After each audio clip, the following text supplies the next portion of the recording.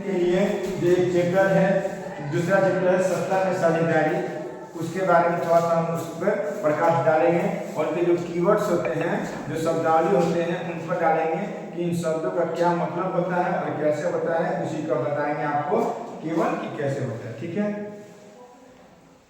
Chapter का नाम है सत्ता में साझेदारी। बहुत बढ़िया। तो सत्ता में साझेदारी का मतलब क्या होता है? शक्तियों का बंटवारा। शक्ति को किस प्रकार से बंटवारा होगा?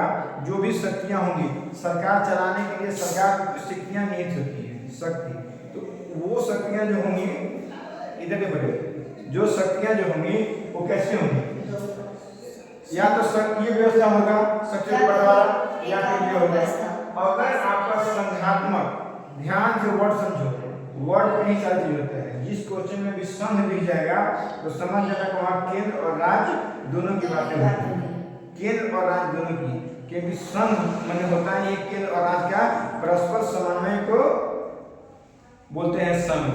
ठीक है, तो शक्तियों का बंटवारा हो गया यहाँ पे, ठीक है, केंद्र और राज्य दोनों हो गया। तो अब पूछता है कि ऐसी कौन सी देश की व्यवस्था है जो संघात्मक है, जहाँ पर शक्तियाँ, कुछ शक्तियाँ केंद्र के पास है और कुछ राज्य के पास। ठीक है, यहाँ तक। अब यहाँ पे एकात्मक व्यवस्था में आता है केंद्र। ठीक है, केवल शक्ति केंद्र के ही पास रहेगा, वो राज्य को शक्ति नहीं देता है। बोलता है कि जो नियम कानून होगा, जो पैसे का आमदनी होगा, वो सब हम ही करेंगे। तो ऐसी व्यवस्था को एकात्मक व्यवस्था कहेंगे। क्लियर है यहाँ तक? ठीक है, तो एकात्मक व्यवस्था किस देश में है? यहाँ तक की बात कोई दिक्कत नहीं है। क्लियर। अब आते हैं यहाँ पे शक्तियों का बंटवारा। ठीक है, जब शक्ति का बंटवारा होगा तो बंटवारा का कुछ नियम होगा ना, कि आखिर कौन सा ऐसा विषय है जिस पे केंद्र सरकार नियम बनाएगी, कौन सा ऐसा विषय है जिस पर वहाँ पर राज्य सरकार बनाएगी, कौन सा ऐसा चीज है सबके दोनों बना सकते हैं। तो यहाँ पे शक्तियों का बंटवारा में देखिए, पहला है केंद्र सूची, उसके बाद है राज्य सूची, उसके बाद है समवर्ती सूची। ठीक है, तो अब देखिए कैसे विषयों को बंटवारा हुआ। तो केंद्र सूची में विषयों की संख्या कितना है? 97। राज्य सूची में 66 और समवर्ती सूची में 47। तो अब इससे जो अंक जो लिखा गया इसका मतलब समझिए कि क्या होता है।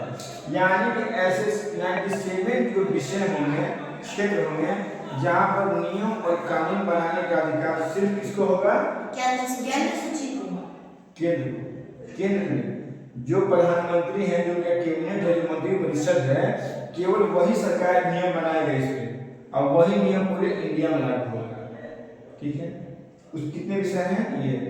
एग्जाम्पल के लिए रक्षा एग्जाम्पल के लिए एक है, 97 में से एक है रक्षा।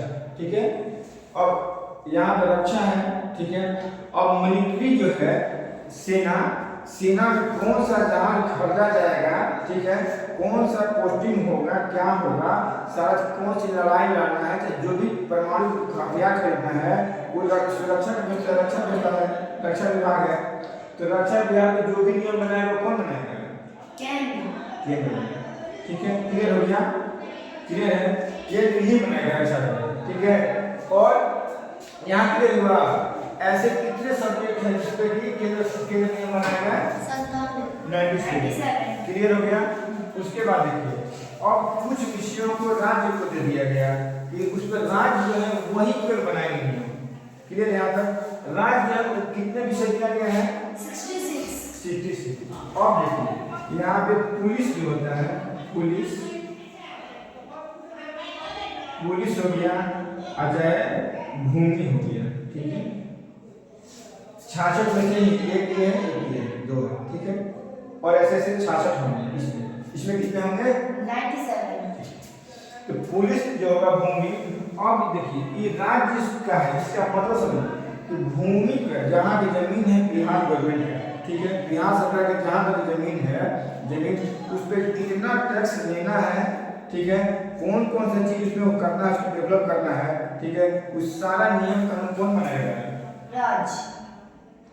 ऐसे कितने नियम है? नियम की सूची है 66। ऐसे विभाग, ऐसे विषय जिस पर नियम और कानून बनाने का अधिकार सिर्फ और सिर्फ राज्य को है, उसे बोलते हैं राज्य सूची। क्लियर? ऐसे विषय जिस पर नियम कानून बनाने का अधिकार सिर्फ और सिर्फ केंद्र को है उसे कहते हैं केंद्र सूची। अब दोनों क्लियर है यहाँ तक? ठीक है। यहाँ ये समवर्ती सूची मानते हैं। ये क्या होता है? कुछ विषय ऐसे होते हैं जिस पर नियम और कानून बनाने का केंद्र और राज्य दोनों, ठीक है, केंद्र और राज्य, कुछ विषय ऐसे थे कि जिनको समवर्ती सूची में डाला गया। ठीक है, समवर्ती सूची का मतलब क्या है? इस पे नियम कानून बनाने का दोनों का अधिकार है। तो ऐसे कितने विषय हैं? 47। ठीक है। अब आ जाइए शिक्षा।